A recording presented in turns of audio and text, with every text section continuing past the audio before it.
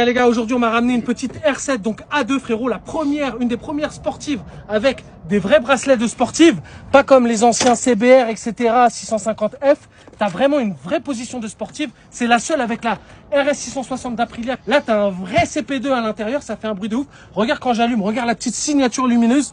On voit vraiment que ça a l'ADN du R1. Écoute le petit son avec la ligne full à crap.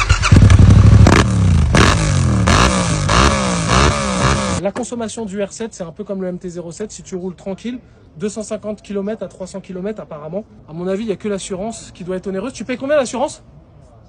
110 € pour un nouveau permis pour assurer donc ce R7. Et toi, combien tu payes sur le MT-07? 180.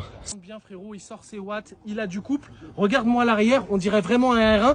Frérot, ramène-nous le R1 qu'on compare les deux. Petite signature lumineuse, regarde de face. Ça se ressemble quand même assez. T'as ce petit trou en forme de M. Voilà, les feux, c'est différent. T'as une lenticule, t'en as deux sur le R1, mais viens voir l'arrière. T'as les deux trous à ce niveau-là aérodynamique. Et viens voir le petit cul. Franchement, frérot, ça se ressemble, c'est un truc de ouf. T'as vraiment l'impression que c'est une grosse moto, alors que t'as qu'un 700 cm3 à l'intérieur avec 47 chevaux. Une vraie position de sportive. Elle l'a acheté pour 10 000 € là-dessus.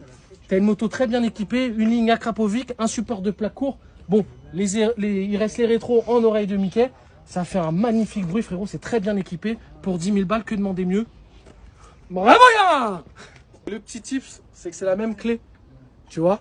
Donc, ils se sont pas pris la tête. T'as vraiment l'ADN.